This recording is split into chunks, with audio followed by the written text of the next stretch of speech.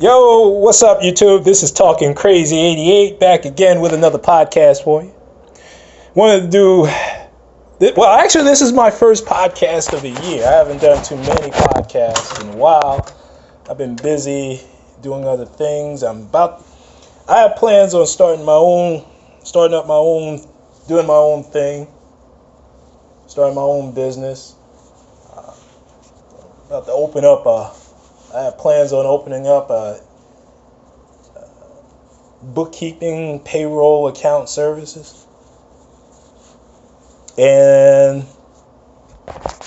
once I get my license, I'm going to be doing some tax work, freelance tax work. I'm not doing that earning low income bullshit or anything like that. It's going to be heavy duty tax resolution,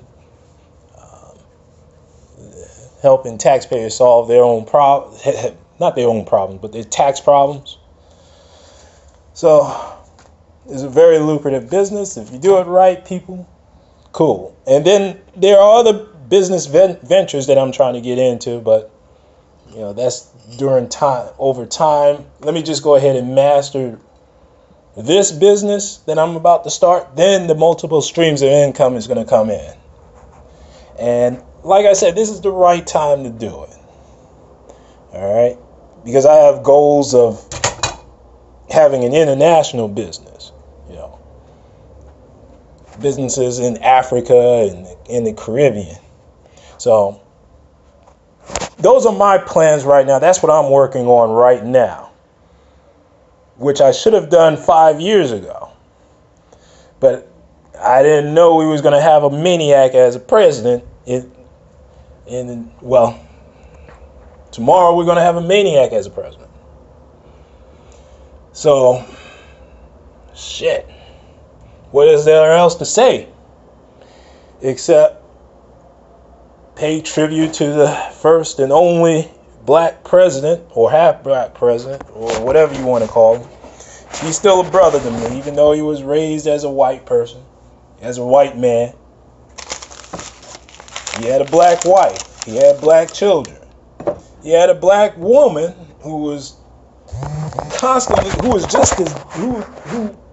disrespected on a daily basis as her husband was. President Barack Obama. Now, about his legacy. Yeah, he didn't really stand up for himself or for black people, but as black folks, we fail to ignore that because he didn't do anything directly for us, we did benefit indirectly.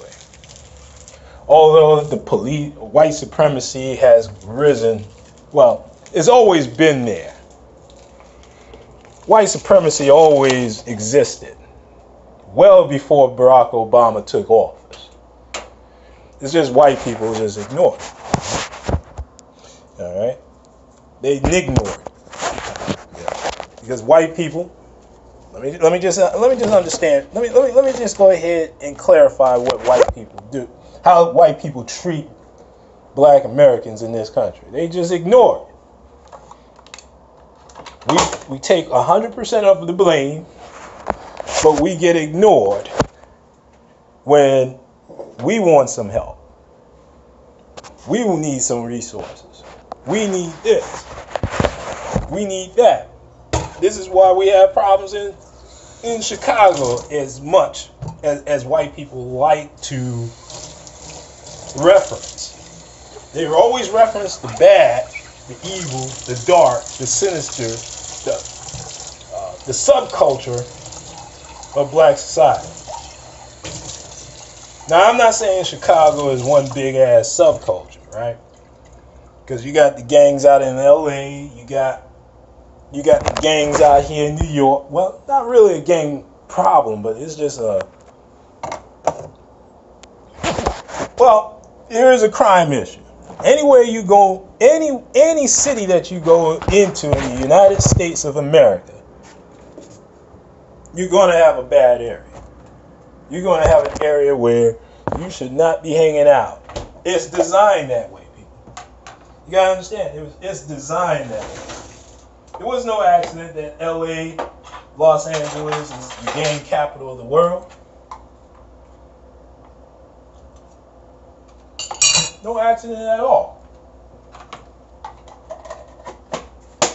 No accident that Chicago is leading the nation in murders every year, 500 murders every year. No accident that New Orleans is has a high murder rate every year. Okay?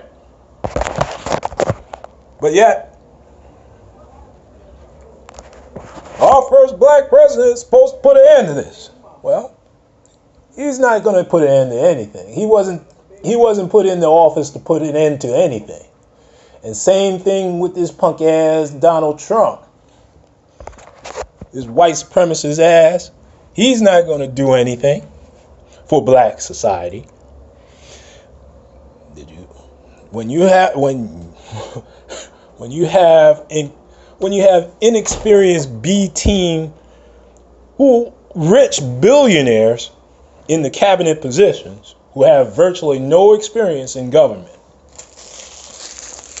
it's going to be a disaster, people.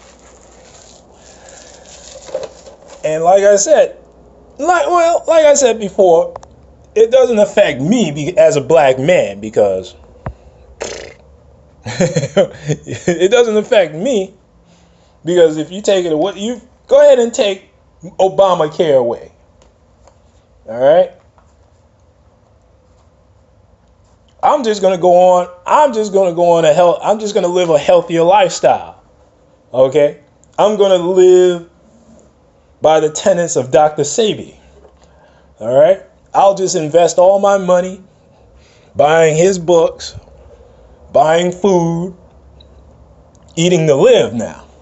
Eating to cure my disease, whatever diseases and ailments that I have, natural.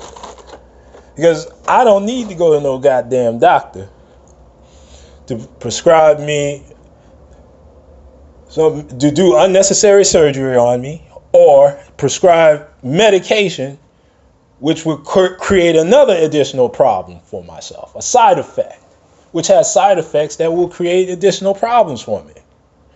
So rather than do that, I just go on, use the internet, research what kind of herbs that I can use to cure any colds or any diseases that I might have.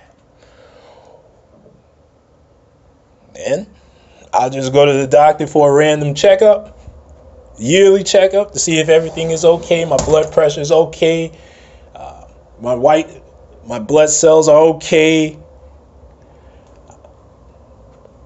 and that's it. I'll just get the fuck on and live my life. But see, people, oh man, let me just go ahead and have my coffee. I'm just going to have my coffee and start cussing. I'm going to have a new segment for this year. First of all, I got to say happy 2017 to all my podcasters, my subscribers out there. And I know this is going to be a boring podcast, because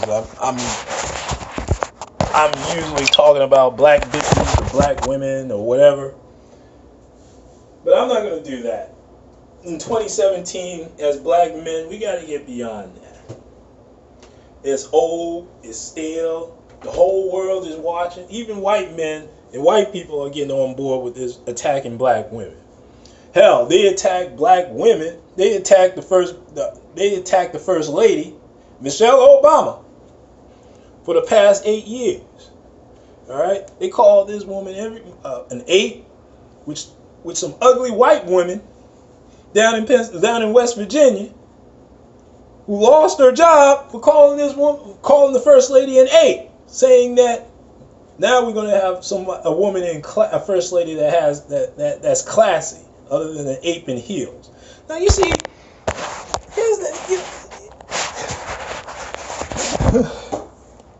this is why we got to stand up for black women in this country.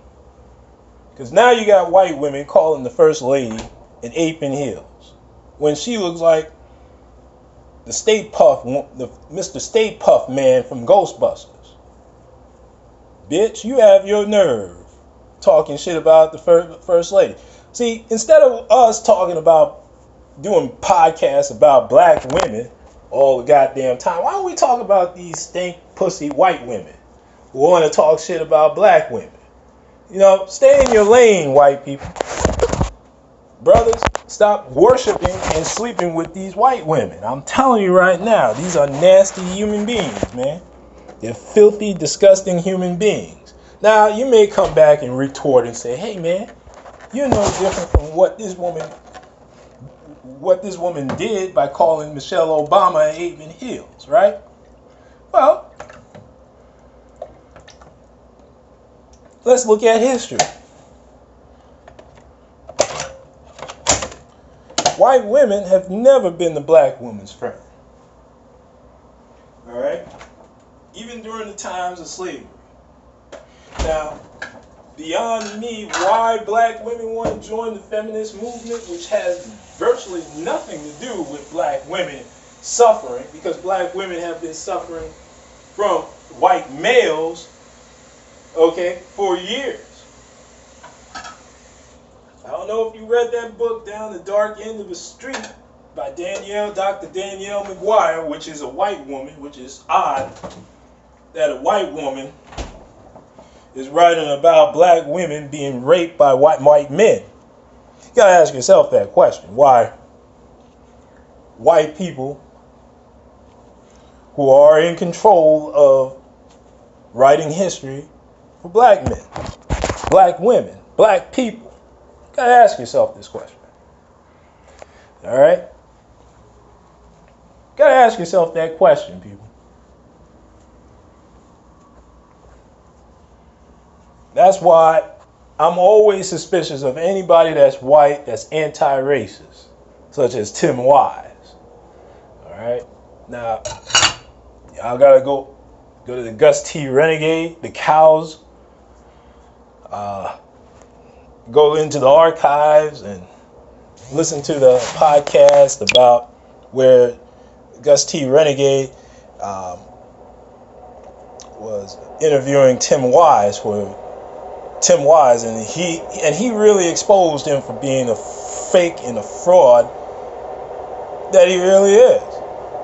Because let me tell you something, any white man or any white person who is truly anti-racist, they have a lot to lose by doing it. Take the police officer up in Oregon who turned in the captain who was making racial remarks about black people. And this police officer was threatened, harassed, called a nigger lover, in order, to force him to quit, which he did, getting death threats. That's how I can tell that you really are an anti-racist white man, is because you have something to lose by sticking up for black people. Okay? When you stick up for black people, you're going to lose. You're going to be called a nigger lover. You're going to get death threats. You're going to get called a nigger lover, a white nigger. Okay? Because white society, members of the white society, they don't like they consider they consider you a turncoat. Okay? I don't remember Tim Wise being called a nigger lover, being castigated, being humiliated. Let's look at Peter Norman, who you may not recognize that name.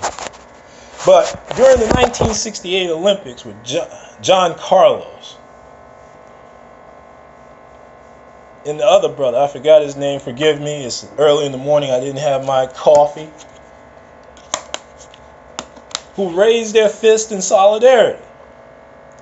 Although he didn't do it, he was just on the podium. And he was actually in support of those brothers who did that. But he paid a price for it. During the 1972 Olympic trials, Peter Norman actually ran the fastest time during the Australian Olympic trials, but was left off the Olympic team. And for years he paid a price by working menial jobs until his death, where the Australian government just recently apologized for mistreating him because he did the right thing in supporting black people,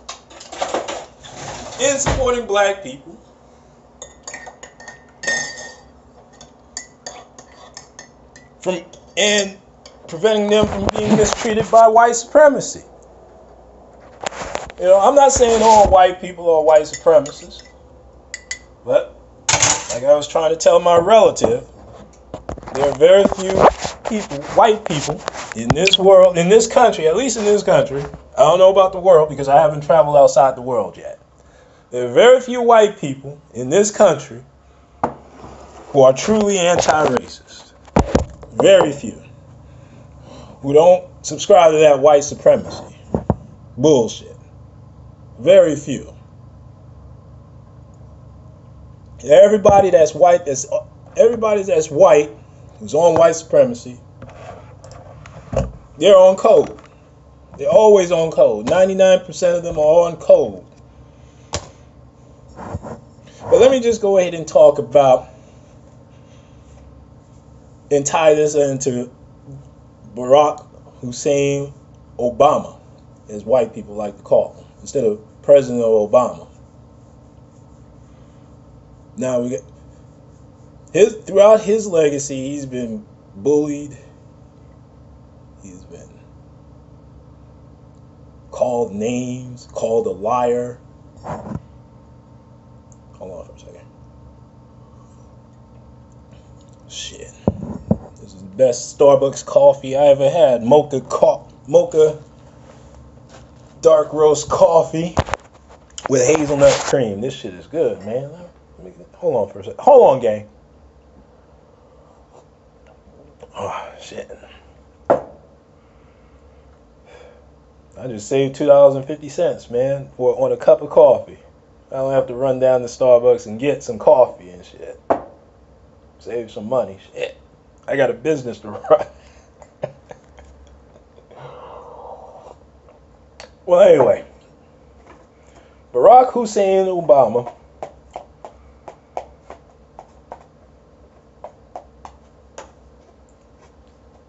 when he leaves office tomorrow, everybody's going to be researching his legacy. He did a lot more than Obamacare. He was probably, which was most interesting in his legacy, is one of the few sitting presidents to ever visit a federal prison. I think out in California. I think it was on the Vice network. And he did stand up for prison reform. He did pardon and granted clemency to almost 1,300 prisoners locked up on bullshit drug charges, who was going to spend the rest of their lives in prison. But if it wasn't for Barack Hussein Obama, they get to spend their freedom. They get to be free to spend the rest of their lives with their families and rebuild their lives. All right. So, my honest opinion about his legacy, he didn't do anything for black people. He didn't do anything to help black people, but he didn't do anything to hurt us either. All right. He did what every other last president before him did for black people, which was very, very little. The bare minimum.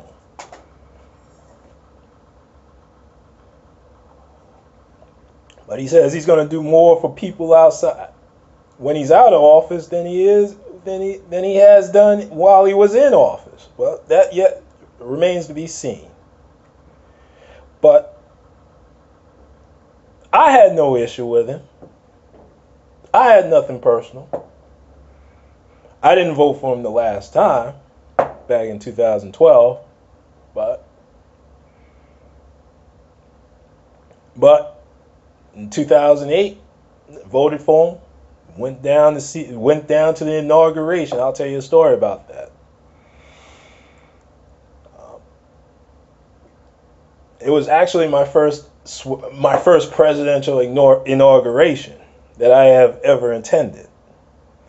Now, I didn't get tickets or anything like that. I just got on the bus, got on the Greyhound bus. I got up at 1 in the morning, went down to the Port Authority bus terminal down in Times Square. Bought a round trip ticket to D.C. Got on the 2 o'clock bus. Got into D.C. at 7 in the morning. And it was just packed with people. Everything was shut down. Government office business was shut down. Banks were shut down for the day. Went down to, I think, Union Station, right? It took me into the Union Station, and from Union Station, all the roads were closed off. Nothing but military personnel and people walking. So pretty much, I walked all the way from Union Station to the mall, and I stopped along the way to get some Starbucks, and I had some hand warmers and some foot warmers because it was cold. Shit, it was cold, man, I tell you. And I went down there to support this brother. Stood up for almost 2-3 hours, standing, watching this brother getting sworn in, watching Aretha Franklin sing her ass off. It was America the Beautiful. It was a beautiful sight, man. And when I was coming home, I really believed in that hope and change. Well, it never happened. I think everything went according to status quo, people. But there will be a change when you got this maniac Donald Trump. Fuck Donald Trump. Hey, fuck Donald Trump. Yeah, nigga, fuck Donald Trump. Hey. There will be a change, people. And it's not going to be for the better. This is not the fun times. This is not going to be the happy action fun times that we're going to be living in with this guy in office.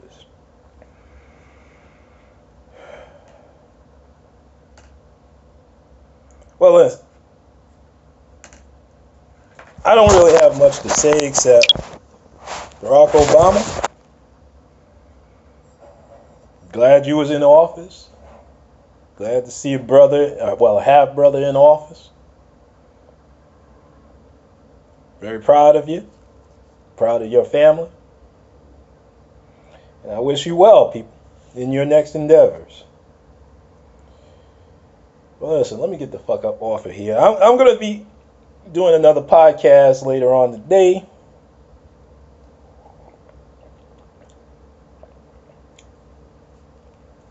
But let me go ahead and get the fuck up out of here. I got things to do. Listen, gang, this is Talking Crazy 88, and I am out of here. Black folks, let's be careful out there, all right? And oh yeah, white people, you can kiss my black ass. To all the white supremacists out there. Excuse me, not white people. To all the white supremacists out there, you can kiss my black ass.